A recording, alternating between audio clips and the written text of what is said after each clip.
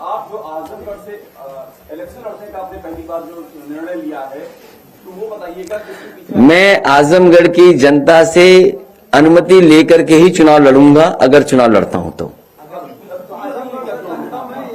नहीं, आजमगढ़ की जनता से अनुमति इसलिए लेनी पड़ेगी, वहां के लोगों ने मुझे जिताया है। और अगली दूसरा अहम सवाल है, अपर्णा यादव बीजेपी में शामिल हो गई है आपके परिवार की, और बाकायदा प्रेस कॉन्फ्रेंस में नाम दिया, किशोर मौर्य ने नेताजी का नाम दिया बाकायदा, तो ये आपके परिवार में सेधमारी की बात, इस पर क्या कहना है आपका? सबसे पहले तो मैं बधाई दूंगा और शुभकामनाएं,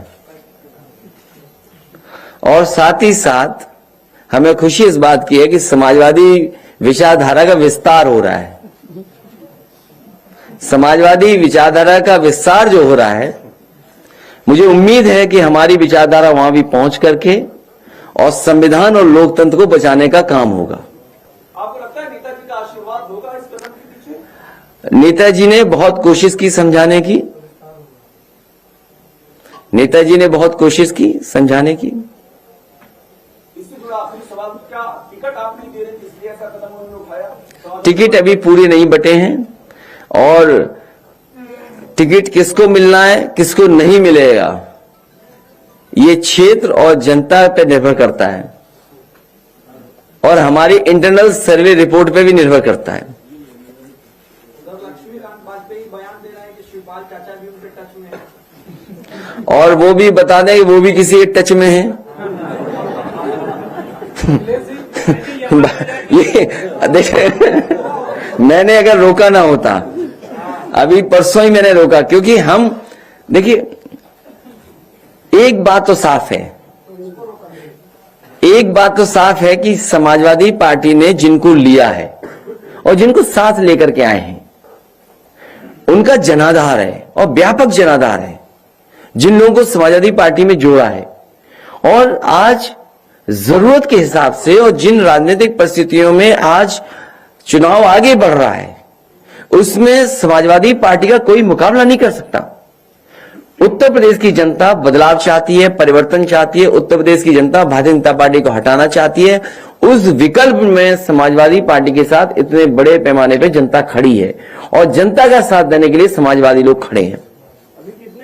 तो ये आपको याद होगा, 2 दिन पहले जब मैंने प्रेस कॉन्फ्रेंस की थी, वो इसीलिए की थी कि उस दिन कहा कि अब भारतीय जनता पार्टी को हम नहीं तोड़ेंगे, जो आना चाहेंगे उन्हें नहीं लेंगे। इसलिए जो टच वाली बात है ना, अगर कुछ इधर टच में तो हमारे भी उधर टच में है। कहा कि अखिलेश यादव हर मुद्दे पर सफल रहे हैं, चाहे परिवार का हो, चाहे मुख्यमंत्री जब बोल रहे हो या विकास का। उनका एक प्रिय काम था जानवर की स्वस्थ रखना। एक जमाने में उनका बहुत प्रिय काम था ये। पूरे उत्तर प्रदेश के जानवर आज भूखे हैं, खासकर गाय मां। आप में से पत्रकार साथी किसी गांव चले जाइए, आप गाय मां भूखी हैं, और जो गाय मां को भूखा रखता है उससे पाप पड़ेगा। इस बार भारतीय जनता पार्टी पे गाय मां का पाप पड़ने जा रहा है। अखिलेश जी, गोरखपुर में कोई बड़ा नाम है, वो कब पार्टी में शामिल होगा? अभी टच वाली बात चल रही है। कौन किसके टच में है?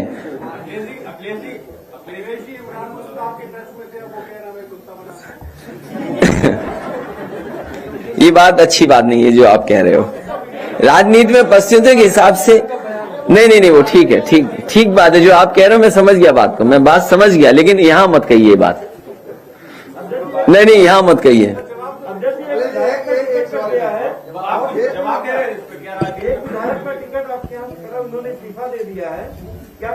कौन विधायक? नहीं, वो तो अरे अगर आप शुरुआत देखें, अगर आप शुरुआती दौर देखें, भारतीय जनता पार्टी पहले से लेती रही। बुक्खल नवाब को ले लिया, बुक्खल नवाब को ले लिया। एक लखनऊ शहर के बिल्डर को नक्शे पे डरा करके ले लिया। क्या आप नहीं जानते इन बातों को? नहीं, पेमेंट के लिए बच नहीं है, पेमेंट के लिए।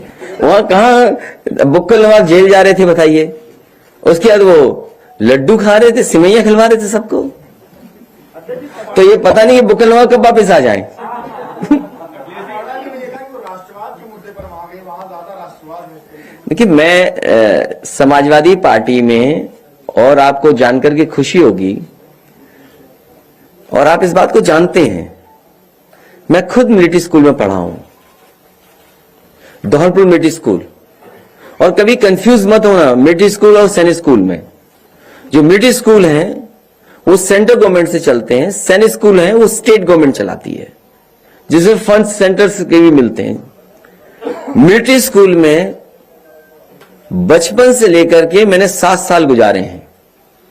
आज भी पूरे देश की सीमा उठा करके देख लीजिए, कहीं न कहीं मिलिट्री स्कूल का पढ़ा हुआ ऑफिसर वहां पर लगा खड़ा मिलेगा आपको। हमारे साथ के वो लोग हैं जो सीमा पर आज भी खड़े हैं, और कई ऐसे लोग हैं जिन्होंने हमें कमांड किया। जब स्कूल में थे हम, तो हम लोगों को कमांड करते थे। वो हमारे स्कूल कैप्टन थे, हुआ करते थे। वो प्रेसिडेंट के एडीसी रहे हैं, और 2 बार रहे एडीसी प्रेसिडेंट के नारायणन जी जो थे उनके एडीसी 2 बार रहे वो। और दुर्भाग्य यह है कि जब राष्ट्रपति भवन से वो हटे, वो इतने अच्छे अधिकारी थे कि उन्होंने मुकाबला किया आतंकवादियों को, वो शहीद हुए। जब मैं मिलिट्री स्कूल गया तो उनकी याद में वहां चीजें रखी गई, और आज वहां पर उनके याद में प्रतिमा लगी है धौलपुर मिलिट्री स्कूल में। एक और हमारे सीनियर थे, जब मैं स्कूल में गया तो उस समय जो कैप्टन थे, स्कूल कैप्टन, वो सॉर्ड ऑफ ऑनर उन्होंने लीड किए आरडीसी की परेड। आज दुनिया के अमेरिका में बहुत बड़ी कंपनी में काम कर रहे हैं। वो हमारे क्षेत्र के थे, कन्नौज के रहने वाले थे, एडीसी टू प्रेसिडेंट रहे। उन्होंने सॉर्ड ऑफ ऑनर मिला उन्होंने आरडीसी की परेड को लीड किया, और एडीसी रहे राष्ट्रपति के। आज अमेरिका के बहुत बड़ी कंपनी में काम कर रहे हैं, और कन्नौज के थे। मैं तमाम एग्जांपल बता सकता हूं। समाजवादियों को और मुझे सर्टिफिकेट नहीं देना है भारतीय जनता पार्टी को। भारतीय जनता पार्टी की टॉप लीडरशिप बताए, उनके साथ का पढ़ा हुआ एक ऑफिसर हो आर्मी में तो बता दे हमें। भारतीय जनता पार्टी की टॉप लीडरशिप में, फिर मैं दोहराता हूं, एक भी उनका क्लासमेट अगर आर्मी में रहा हो तो बता दे हमें, ऑफिसर रहा हो तो बता दो। अब मैं आप पे छोड़ता हूं कि आप तय करो कि राष्ट्रवाद का रूप क्या हो। जिस सरकार ने एक्सप्रेसवे बनाया हो, एक्सप्रेसवे बना करके एयरफोर्स के साथ टाई अप किया हो, और उस टाई अप के तहत आपके मिराज, सुकोई हवाई जहाज उतरे हों एक्सप्रेसवे पे। बताओ, उत्तर प्रदेश के आप पत्रकार हो, सबसे पहले डिजाइन्ड अगर हाईवे किसी ने किया जिसमें मिराज और सुकोई उतरे हों और हरकुलस उतरे हों, तो वो समाजवादी सरकार के थे। और समाजवादी सरकार ने अगर समाजवादी पूर्वांचल एक्सप्रेसवे सिरे न डिजाइन किया होता तो प्रधानमंत्री भी हवाई जहाज से उतर नहीं सकते थे उस एक्सप्रेसवे पर।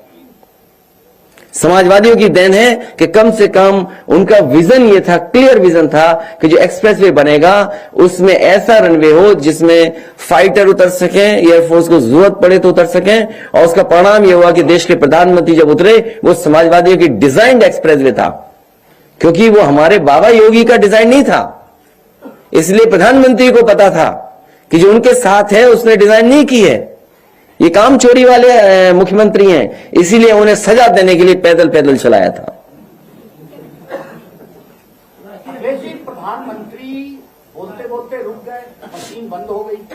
अगली बार हम भी दोहे, कविताएं, शेर, शायरी इसी तरह पढ़ा करेंगे और उम्मीद करेंगे हमारी मशीन न रुके। गोरखपुर से टिकट कटा, राधा मोहन अग्रवाल का इधर रीता बोगला। मैं आपसे कह रहा हूं, अगर आपके टच में हो तो चुपचाप आप मुझसे मिल लेना। मैं आजमगढ़ की जनता से कहूंगा, और पार्टी जहां फैसला लेगी वहां लड़ूंगा। और चुनाव पहले होना चाहिए, योगी जी से पहले लड़ लें चुनाव। भाजपा का एक षड्यंत्र बाहर आ गया है, अब कौन षड्यंत्र बाकी रह गए? कुछ भी हो सकता है, कुछ भी हो सकता है। यहां पुड़िया निकल सकती है तुम्हारी सीट पर, हालांकि ये समाजवादी पार्टी का कार्यालय है, यहां नहीं निकलेगी।